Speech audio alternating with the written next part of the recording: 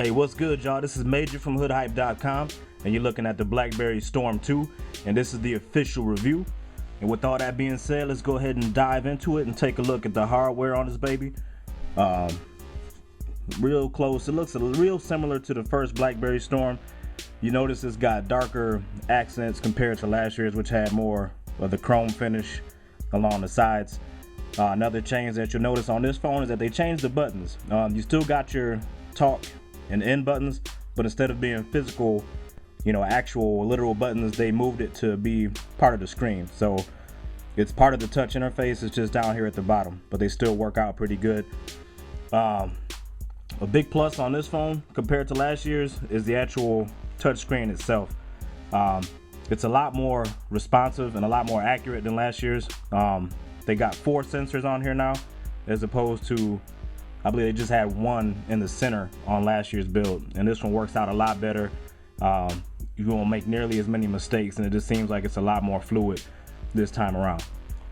Also, let's take a look at what you have here. You've got the talk buttons, the back button, got your power unlock button, you got your soft button, your your USB charger port over here on this side. You got your volume rocker and another soft key right there. Across the back, of course, you got the Blackberry branding. 3.2 megapixel camera. I know a lot of them, nowadays, or a lot of smartphones are doing 5. Some are even going up to 8. But honestly, though, this 3.2 on this phone is pretty decent. And I've taken pictures and compared it with the Droid and some of the other 5 megapixel, smartphones that are out there, and I haven't really, noticed anything bad. So, all in all, man, pretty pleased with the hardware. It's a good looking phone. Screen's good for typing. First and foremost, too, since it is a phone, the call quality on it is great. And it's on Verizon, so of course you got the top-notch service there. So all of that's really good. So with that being said, let's go ahead and move into the software.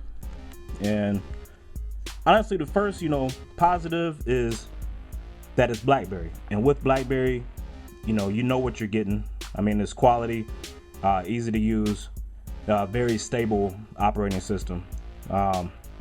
This one does have Wi-Fi, which was a big knock on the first Storm. I don't know why. They shipped that one out without Wi-Fi, but this one does have it, and it works real well. You got a decent amount of apps. I mean, the Blackberry App Store, I think, is around 5,000 now. So, I mean, they're not touching what Apple or, even Android is doing, but they do have a good amount. And they've got some solid apps in there. The App Store, Blackberry's is a little bit slow from what I've noticed compared to some of the other app stores out there. But all in all, it's decent. Can't complain about it. The interface, like I said, it isn't buggy.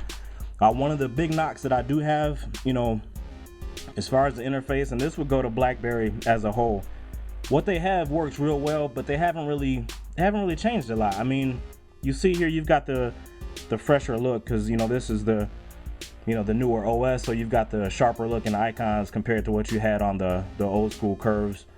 I mean, so it looks a little bit better, but aside from this, you can't really customize. I mean, you can go buy different themes and things of that nature, but aside from that, what you see is what you get. You're limited to this one panel here, and some of the newer phones are doing up to 5, sometimes even up to 7 panels that you can customize and swipe across. So Blackberry hasn't gone that route yet. Maybe they will in the future, but to me, that's just a minor knock.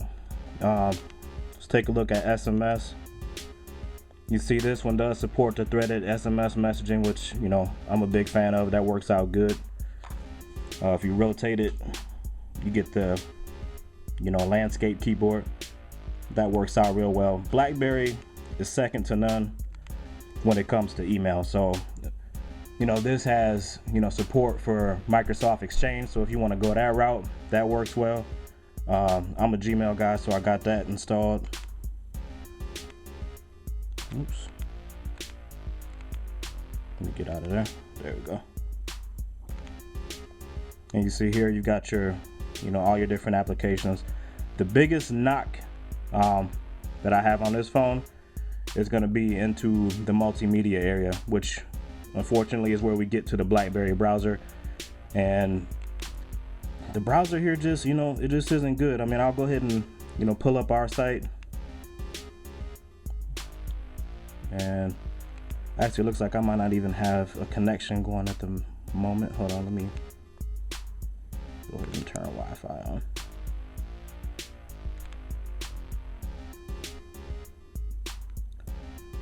And give that a second to fire up. And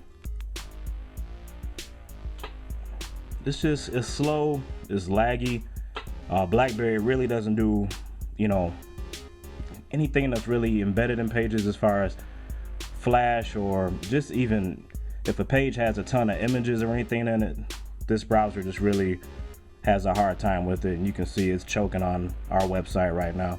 I'm not gonna even bore you guys with that. You guys can see, you know, how slow that response is. Now, if you go to a website where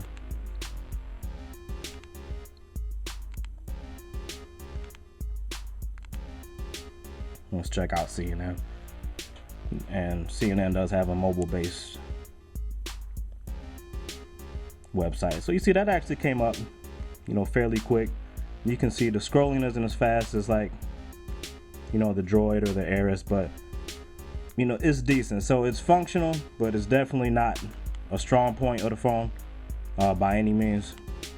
But you know, if you're really just big on messaging and that's all you need it for, then this phone will definitely, you know, be the thing for you. But if you're looking for multimedia browsing, you know, this phone kind of falls short. Where it does do well is music, and like you see here, you've got your, you know, you got your standard list of tracks. But then the thing I like is that you can actually customize with your Blackberry a little bit. You can go to options, and you see there you've got, you know, audio boost, there's a equalizer. So this thing has a lot more settings than, say, the media player for the Droid. So on the multimedia front, that is a good thing, and it's one of the things that this phone scores highly in. But you know, aside from the browser, that's probably the biggest sore spot. All in all, though, it's a pretty good phone. Not the fastest device on the market, but you know, it's fast enough. And like I said, if you want a phone with messaging capabilities, you cannot go wrong with a Blackberry. So all in all, I'm gonna go ahead and give this one a 7 out of 10, a real solid pickup. I believe it's going for $149 over on Verizon Wireless. So if you're a Blackberry loyalist, or if you're looking for a touchscreen phone at a decent price that, you know, does messaging very well and handles, you know, email, if you need exchange support, this definitely could be the phone for you. But this is Major for HoodHype.com, signing off.